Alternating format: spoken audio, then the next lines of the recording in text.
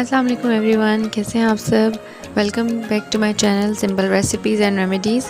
जी तो आज हम बनाने लगे हैं बीफ कोफ्ते और आलू। ये बहुत ही सिंपल रेसिपी है, बहुत इजी रेसिपी है और रमज़ान की प्रिपरेशन जो है वो हो रही है। मैं इस तरह से चीज़ें बना के रख रही हूँ, तो मैंने सोचा चलो इनको फ्रीज़ करते हैं और साथ में जो है वो बना भी लेते हैं, आपसे शेयर भी कर लेते हैं। चलें अब हम चलते हैं रेसिपी की तरफ। जी इंग्रेडिएंट्स में सबसे पहले मेरे पास कोफ्ते हैं। अच्छा, ये मैंने बना लिए हैं, इसकी वीडियो में नहीं बना सकी तो मैं न्यू वीडियो बना के वापस शेयर करूँगी कि मैंने इसमें क्या क्या डाला है। अच्छा जी, यहाँ पे मैंने लिए हैं 3 दरमियाने प्याज, 5 दरमियाने टमाटर लिए मैंने। अच्छा जी, यहाँ पे जिंजर गार्लिक पेस्ट है, ये 3 टेबल स्पून है। और यहाँ पे जो मैंने टमाटर हैं वो इस तरह से काट लिए हैं। साथ में मैंने 7 से 8 अदद हरी मिर्चें लिए हैं।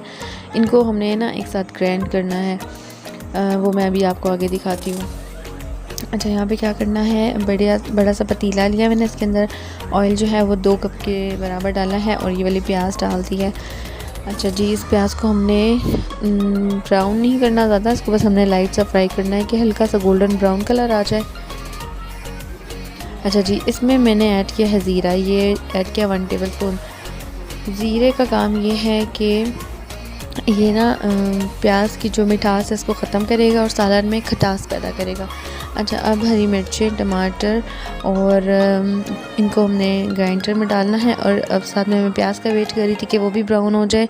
जब प्याज ब्राउन हो जाएगी तो हमने इसमें ऐड कर देनी प्याज। साथ में मैंने इसके अंदर ऐड किए हैं लौंगे, बड़ी इलायची और दालचीनी के कुछ पीसेस। अब मैंने इस सब को ग्राइंड कर लेना है। अच्छा जी, आलू जो हैं वो मैंने लिए हैं 4 बड़े साइज़ के और उनको मैंने इस तरह से कट करके पानी में डिप कर दिया है। आलू को आपने बड़े साइज़ में ही कट करना है। अच्छा जी, यहाँ पे हमारा जो है वो ऑयल गरम ही है, तो इसके अंदर अब हम लहसुन अदरक का पेस्ट ऐड कर देंगे और अब आपने इसको हल्का सा फ्राई करना है। फ्राई करेंगे इसको लाइट ब्राउन कलर में। साथ में मैं इसमें 1 खाने का चम्मच नमक ऐड कर रही हूँ, 1.5 खाने का चम्मच रेड चिली पाउडर, आधा चम्मच हल्दी पाउडर और 1.5 खाने का चम्मच जो है वो इसमें धनिया पाउडर जाएगा। अच्छा जी, साथ में मैं इसमें ऐड करूँगी 1 चम्मच चाट मसाला। इन सारे मसालों को ऐड करके अब हमने फ्राई करना है। अच्छा सा फ्राई कर लें इनको।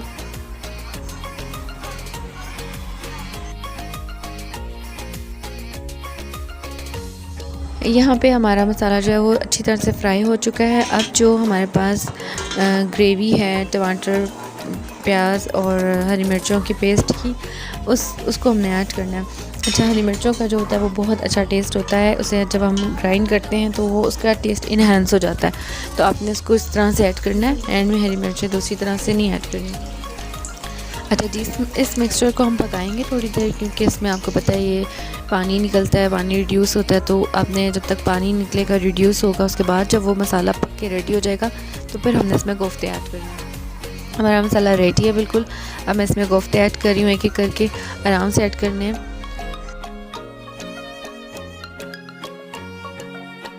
अच्छा जी, कोफ्ता को ग्रेवी में ऐड करने के बाद आपने इसे थोड़ी देर के लिए फ्राई होने देना, पकने देना। आपने इसमें एकदम पानी ऐड नहीं करना।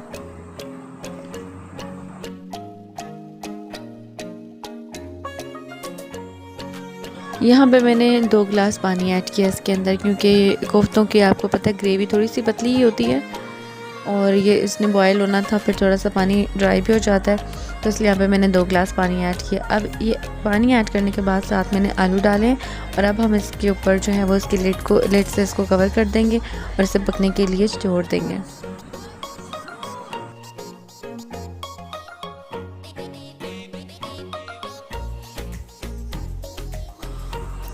यहाँ पे कोफ्ते और आलू जो है वो रेडी हैं और जो कोफ्ते हैं वो भी सही से कुक हो चुके हैं और आलू भी गल चुके हैं। और इसकी जो ग्रेवी है हमने जितनी रखनी थी उतनी ही है, ना ज़्यादा पतली है ना ज़्यादा गाढ़ी है, हमें इतनी ग्रेवी चाहिए थी। अच्छा, अब हम लास्ट स्टेप ये है कि इसमें से धनिया ऐड करना है और यहाँ पे मैंने जो है वो बंच के करीब धनिया लिया है, उसको कट किया है और अब मैं यही ऐड करूँगी इसके अंदर। ऐड करके और आपने इसके अंदर सिर्फ इसको ढक्कन ढक देना है और हमारा सालन बिल्कुल रेडी है। बहुत ही लजीज़, बहुत ही मज़ेदार बनता है सालन।